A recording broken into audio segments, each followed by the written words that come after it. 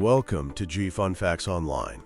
Today, we're stepping into a world where science listens. We're not talking about listening for alien signals or secret government broadcasts. We're listening to the victims of a global crime, and their own voices are becoming the key to unmasking their captors. In the shadows of the multi-billion-dollar illegal wildlife trade, a new field is emerging: bioacoustic forensics.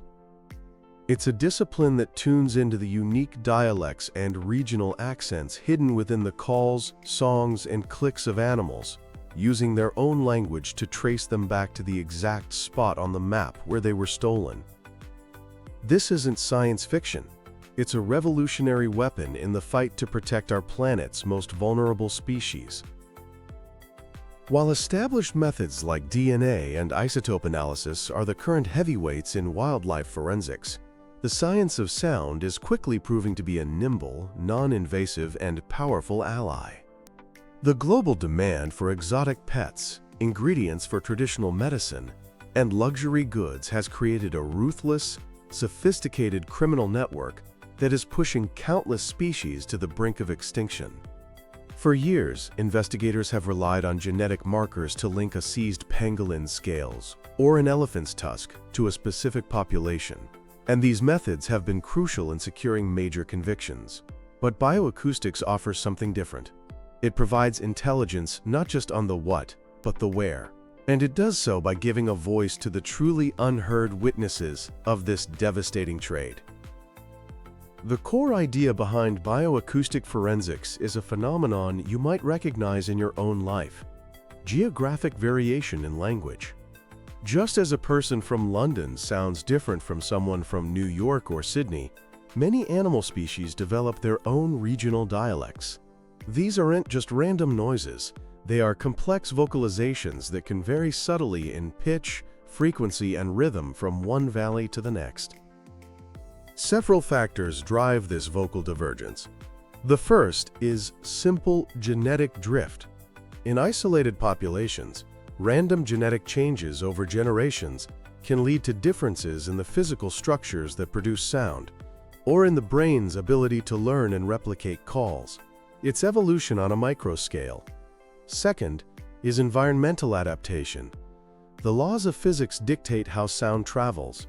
In a dense, humid rainforest, sound is absorbed and scattered by foliage. Birds living in this environment might evolve lower frequency calls that can travel further through the dense undergrowth without degrading. In contrast, birds in an open savanna might use higher frequency sounds that carry well across wide open spaces. The habitat itself shapes the language. The third, and perhaps most fascinating factor, is social learning and cultural transmission. Many animals, especially intelligent and social ones like songbirds, parrots, cetaceans, and even some bats, don't just vocalize based on instinct. They learn. A young parrot learns its contact call, the specific sound it uses to say, "I'm here," to its flock, by listening to its parents and neighbors.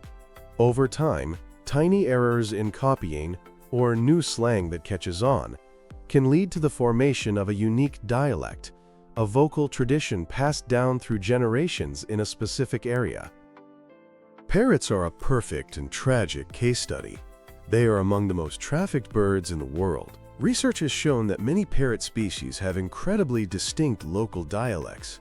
The contact call of an African gray parrot from one part of the Congo Basin can be measurably different from one living just 50 kilometers away.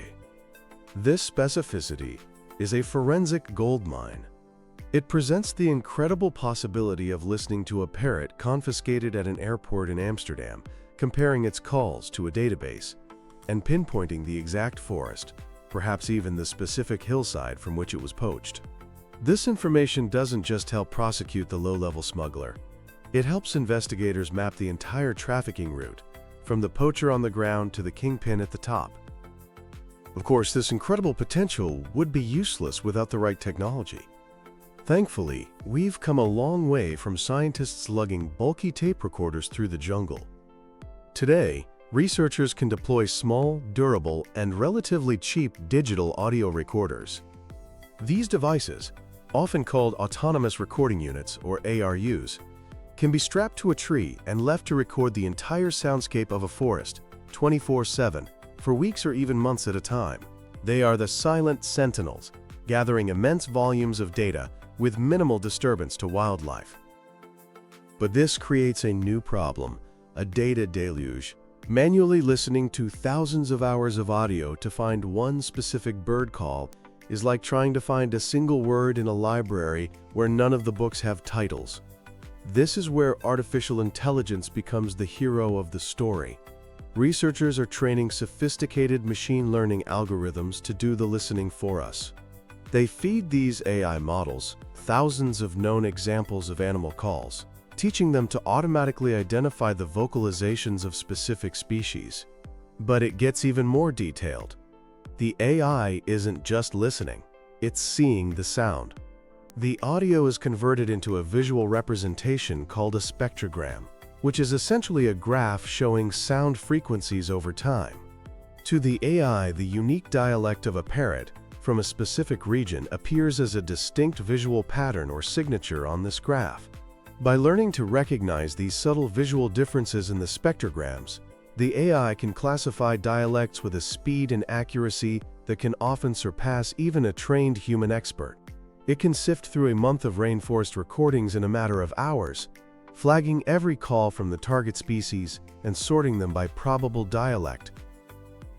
However, the most advanced AI is useless without a dictionary. The ability to identify an animal's origin from its voice is entirely dependent on having a comprehensive, meticulously curated reference library of sounds from known locations. If you find a parrot but have no recordings of its wild relatives to compare it to, its call is just a sound without context. Building these acoustic libraries is a monumental task.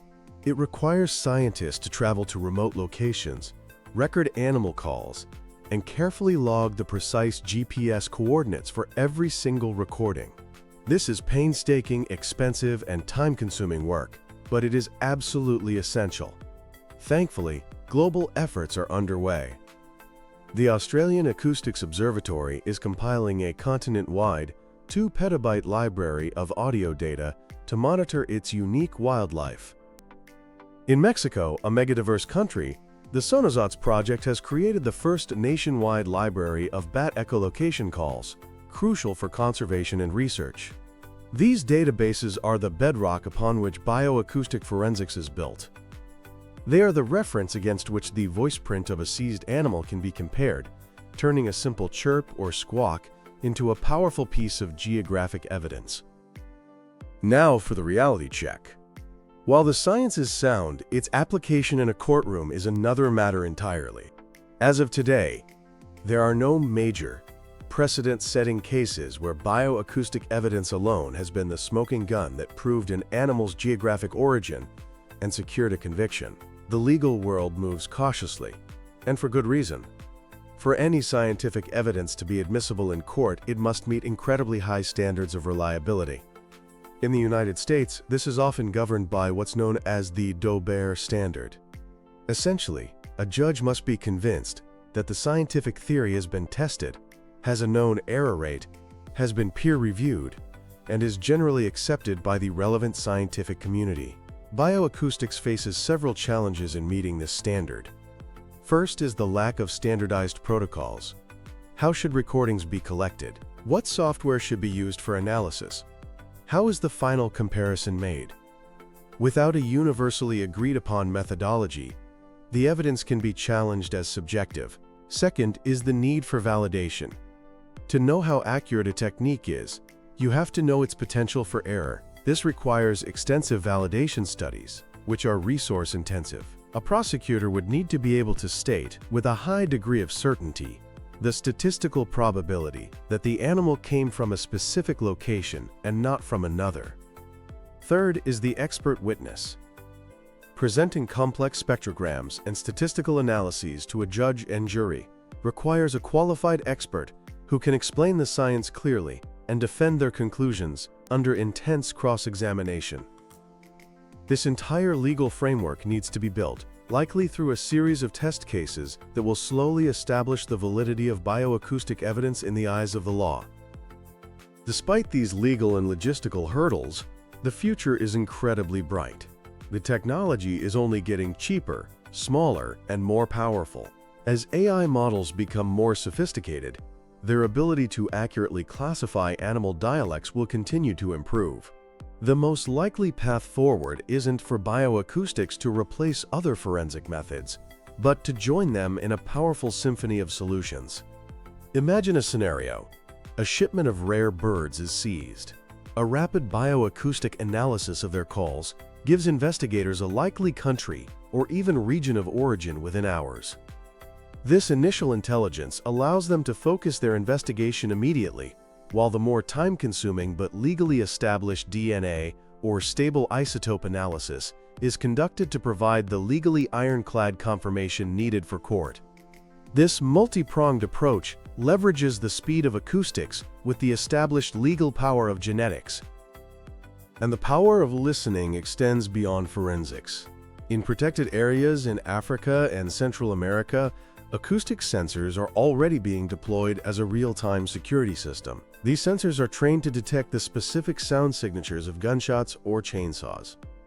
When a sensor detects a gunshot, it instantly sends an alert to the park ranger's phones with the exact location, allowing for a rapid response to catch poachers in the act. It's a powerful deterrent that's saving lives, both human and animal. The illegal wildlife trade is a vast, complex, and heartbreaking problem.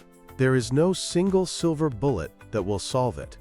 But the development of innovative tools like bioacoustic forensics offers a profound new source of hope. By continuing to build our global libraries of animal sounds, by refining our analytical techniques, and by working patiently to establish the legal validity of this evidence, we can turn the voices of the victims into the testimony that brings their traffickers to justice. The symphony of the wild contains a universe of information, and by finally learning how to listen, we might just be able to save it.